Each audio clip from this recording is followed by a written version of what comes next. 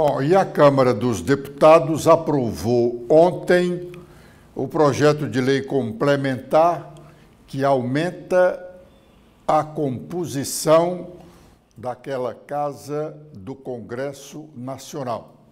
A Câmara dos Deputados tem hoje 513 deputados e vai passar para 531.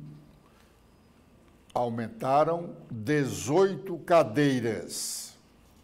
Isto a partir das eleições do próximo ano.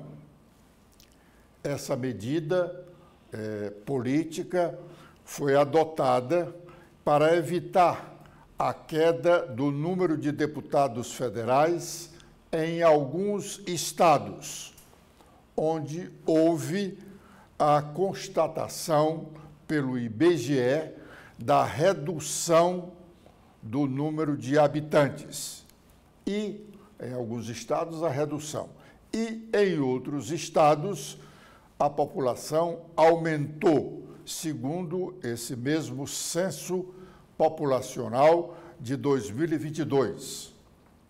O estado do Ceará, que tem uma bancada de 22 deputados federais, consequentemente, para atender ao que determina a Constituição Federal, aumentará a sua bancada em mais um deputado federal. E, repito, confirmar o que diz a Constituição Federal, vai aumentar também o número de deputados estaduais, que passará a ser de 47 deputados federais a partir das eleições de 2026, as eleições no próximo ano. É o que diz o artigo 27 da Constituição Federal. Diz lá: o número de deputados à Assembleia Legislativa corresponderá ao triplo da representação do Estado na Câmara dos Deputados e, atingido o número de 36, será acrescido de tantos quantos forem os deputados federais acima de 12. O Ceará tem 22 deputados federais. Alcançou o número de 36 deputados estaduais quando o número da bancada chegou a 12. Como nós somos 22 deputados federais, tem 10 deputados federais a mais do que os 12 mínimo. Para cada um deputado federal, tem um deputado estadual. Por isso que a nossa bancada, ou melhor, a nossa representação na Assembleia Legislativa, são de 46 deputados. Os 36 correspondentes a 12 deputados federais, mais um de cada os 10 restantes, faz o total de 36. Com o aumento, como a bancada federal vai para 23, aí nós teremos o acréscimo de mais um deputado estadual. Assim, nas eleições do próximo ano, nós vamos votar para eleger 23 deputados federais e 47 deputados estaduais. Ainda sobre a Assembleia, ontem a Assembleia Legislativa Cearense, na sessão que votou uma matéria para beneficiar policiais do estado do Ceará, com a gratificação de produtividade, a deputada doutora Silvana foi dura nas críticas ao governo do estado por conta da insegurança experimentada pelos cearenses. Ela fez o discurso pela manhã, óbvio, ainda não havia acontecido a chacina do início da noite em Fortaleza, onde 4 pessoas foram assassinadas. Vamos ouvir parte do que disse a deputada doutora Silvana. Porque eles estão, deputado Salmito, morrendo. Nós estamos com a população refém do medo. E aqui eu quero relembrar do projeto que eu vibrei muito como deputada, que era o Ronda do Quarteirão. Para se discutir, deputado Queiroz, aqui é o ambiente para a gente fazer o que é que falhou no projeto Ronda do Quarteirão e por que o projeto agradava tanto a população. Como é que aquele projeto agradava tanto a mim, você vai dizer assim, não era bom. Será que nós vivíamos naquela época, deputado Queiroz Filho, um momento de terror e clamor que vivemos hoje no estado do Ceará? Certamente que não. Será que nós vivíamos o terror e clamor das igrejas que literalmente têm que baixar a cabeça para os líderes do crime dos seus bairros? Porque senão não tem como funcionar, porque o Estado, literalmente o Estado marginal, como disse também o desembargador Raimundo Nonato, é isso, Raimundo Nonato, que disse que literalmente o Estado marginal tomou de conta do Estado de direito, Estado legal. Então, falar de segurança é sim uma urgência, é sim sentar e começar a ouvir os deputados, não só os mais experientes, os que estão chegando, agora também tem que participar desse debate. Agora, colocar panos quentes, dizer que está tudo bem nesse estado, não está. E eu não ficarei calada, não vou escrever a minha história ficando calada diante de um momento tão grave, tão delicado de bang-bang no estado do Ceará. Estado do Ceará, Brasil, mundo, tenham aqui misericórdia, orando e clamando pelo nosso estado. Precisamos sim de lideranças que acreditem e vejam o que está acontecendo, o caos, a lama que o nosso estado infelizmente está entranhado. Estado do Ceará está vivendo um bang-bang que jamais eu pensei que eu subiria à tribuna desta casa para dizer e denunciar o gravíssimo momento do estado do Ceará. Segurança pública aqui virou uma vergonha. O secretário de segurança era para ter sido exonerado já há muito tempo. Poderia tentar, mas aí ficar só exonerando. Tente 1, 2, 3 mil, um por dia. Mas propostas novas ou propostas velhas renovadas, nós temos que entregar para o estado do Ceará. É nosso dever. No mesmo caminho, seguiu o pronunciamento do deputado estadual Alcides Fernandes, que já há algum tempo defende que a Força de Segurança Nacional socorra os cearenses. Vamos ouvi-lo. De que chegava aquele fusquinha da PM, que chegava aquela Kombi, aquela Veroneio, e os policiais dentro daquele carro, eles transmitiam para todas as pessoas a verdadeira autoridade. Eu sou também do tempo em que um policial entrava num ônibus sem pagar nada, só por conta da farda. E ali a gente, com um policial fardado e armado dentro de um transporte, era sinônimo de segurança. Hoje, infelizmente, senhores deputados, nem sequer a farda dos policiais pode ser exposta ao mural, no varal, porque os bandidos ficam à espreita, procurando onde é que mora um policial. Um advogado há pouco tempo foi assassinado, chacinas, pessoas sendo arrancadas a cabeça. E a gente viu do próprio governador, que hoje é governador, há uns tempos passados, dando entrevista, dizendo que policiais não têm direito a atirar em ninguém, não. Só se ele primeiro receber um tiro. Ou seja, os nossos policiais estão sem retaguarda jurídica para trabalhar. Não está tratando bandido como bandido. E eu já pedi aqui, eu fiz um requerimento, diante de tantas violências que têm acontecido, as pessoas dizem, mostra a solução. Vocês não trazem sequer uma solução para a gente. Eu pedi No mês de janeiro, pedi o envio da Força Nacional para vir para coibir a situação no estado de Ceará. Fui ignorado. Então, mais uma vez, eu quero aqui também pedir, nunca é tarde. Há pouco tempo, a Força Nacional foi enviada para prender 2 bandidos só. Foram gastos milhões e milhões para pegar 2 camaradas que fugiram da penitenciária de segurança máxima. Vocês lembram? O nome de um era Querubim e o nome do outro era Tatu. Eu não sei se o Tatu saiu debaixo da terra ou o Querubim veio voando. Mas 2 indivíduos causaram terror no estado do Ceará. Mas veio a Força Nacional gastando milhões para prender aqueles 2 indivíduos. Foi muito tempo para prender aqueles 2 marginais. E o estado do Ceará, em pé de guerra, a gente faz um requerimento, traz para os deputados. Não está no tempo não, deputado. Deixa para quando a coisa se acelerar mais. Eu lembro, no tempo do nosso ex-presidente, o mais querido do Brasil, Jair Bolsonaro, que o estado de Ceará estava em pé de guerra, tocando fogo em ônibus e tudo, pediram a Força Nacional, porque era Bolsonaro, vamos pedir. O Bolsonaro mandou, veio para aqui, coibiu, entrou o exército, botou todo mundo nos eixos. Agora nós estamos pedindo, não vamos incomodar o pai dos pobres, o Lula, deixa para lá. É lamentável. Então, eu faço mais um apelo, a vinda da Força Nacional rápida para o estado de Ceará.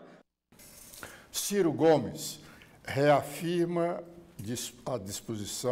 a sua disposição de não disputar mandato nas eleições do próximo ano, embora os seus correligionários tentem convencê-lo a ser candidato a senador ou a governador no estado do Ceará. Ele diz que o candidato do partido dele a governador do estado é Roberto Cláudio, o ex-prefeito de Fortaleza, que, por sinal, está hoje com a família nos Estados Unidos e confirma o seu compromisso de filiação, ele, Roberto, ao União Brasil. O Ciro fez essa declaração ontem, após uma longa conversa com quase todos os deputados estaduais que formam a oposição ao governo Elmano. São deputados do PDT, o PDT que não acompanhou o Cid Gomes. Esses deputados estaduais são oposição ao governo Elmano, são deputados do União Brasil e são deputados do PL. No encontro de Ciro com os deputados, só não estava o deputado Carmelo Neto. Dizem jocosamente alguns dos seus colegas que ele não gosta de compromissos cedo da manhã. Ele só está disposto a trabalhar depois das 10 da manhã. Na verdade, ele anda pouco na Assembleia e quando vai lá, ele nunca chega antes ou no início da sessão. Ele sempre chega realmente depois das 10 horas. Ontem ele chegou na Assembleia, era próximo de 11 horas, poucos momentos depois de que o Ciro havia deixado aquela casa. Ciro, depois da reunião com os deputados, foi convidado a fazer uma visita ao plenário da Assembleia e adentrou ao plenário rapidamente no meio da sessão e houve um certo movimento que inviabilizou a sessão por alguns minutos. Ele entrou e demorou pouco. Na conversa com o jornalista, depois do encontro com os deputados, o encontro com os deputados foi reservado. E nele ele conversou fazendo um relato do que entende como está a situação político brasileira neste momento. Então ele, falando sobre candidatos, ele disse, por exemplo, que os nomes apresentados, ele disse que vai apoiar os candidatos da oposição e que as divergências dele com relação alguns setores da política nacional continuam mantidos, mas em relação ao estado do Ceará, ele vai fazer uma concessão, porque ele entende que o Ceará corre perigo se continuar a administração estadual nas mãos de petista. E aí ele falou, por exemplo, que na disputa para o Senado Federal, os candidatos do governo não têm currículo, tem folha corrida. Folha corrida a gente fala quando trata de pessoas que têm alguns crimes nas costas. Então, ele disse que os candidatos, alguns dos nomes apontados como candidatos ao Senado, pelo esquema do governo, não têm currículo, tem folha corrida. Ele não nominou, mas, por seus discursos anteriores, nessa relação, hoje, de prováveis candidatos ao Senado, pela coligação de apoio ao governador Elmano, tem lá nomes dos deputados federais Eunício Oliveira, José Guimarães e Júnior Mano. Não se conhece realmente nenhuma condenação criminal contra alguns deles. Mas, com relação ao Eunício, Ciro tem uma briga longa. E na área civil, Ciro, inclusive, já foi condenado por ter dito algumas coisas contra o deputado federal Eunício Oliveira. Contra o deputado José Guimarães, só tem essa história dos dólares da cueca, que nós já explicamos aqui, que ele não é a principal parte do caso. Foi um ex-assessor dele, enquanto deputado estadual, quando ele era deputado estadual, tinha um assessor, e esse assessor passou a trabalhar com um outro petista, que era diretor do Banco do Nordeste do Brasil, e esse assessor foi preso em São Paulo, no aeroporto, com uma boa quantidade de dólares na cueca e outra quantidade na mala. Mas essa situação ficou para a condenação do deputado José Guimarães. Até hoje, isso ocorreu já há alguns anos.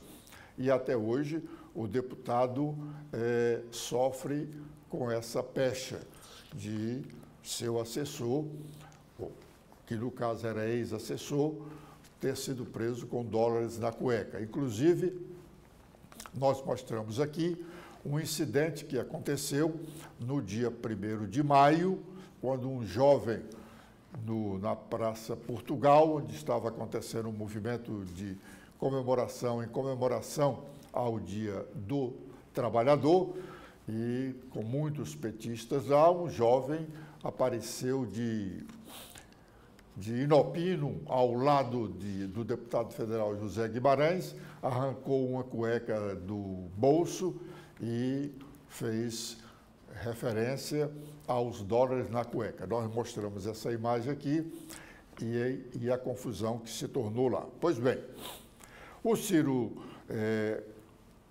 nas declarações que deu ontem, depois desse encontro com os deputados estaduais, no meu sentir, a mais forte de todas foi quando ele respondeu a uma pergunta de um dos colegas jornalistas sobre a relação política dele com o seu irmão Cid Gomes, também ex-governador do Ceará.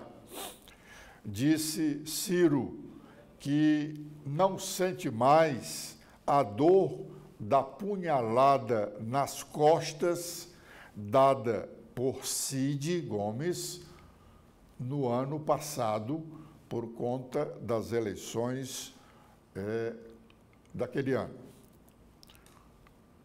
Mas lamenta o fato de ele, Cid, hoje, ser cúmplice e conivente.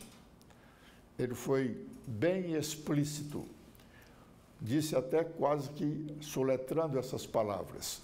Lamenta que o Cid hoje seja cúmplice e conivente com os desmandos que acontecem no Ceará. E Ciro, sendo Ciro, aproveitou o momento para chamar de criminosos alguns dos apontados como candidato ao Senado na chapa governista. E, nesse momento, ele disse que poderá votar no deputado estadual Alcides Fernandes, se for candidato ao Senado. Ele, o deputado estadual, que teve o seu nome citado recentemente como um dos prováveis candidatos ao Senado pela oposição, embora tenham outros nomes para a oposição ou o próprio PL apresentar como candidato ao Senado. No caso, o ex-reitor da Universidade Federal do Ceará, Cândido Albuquerque.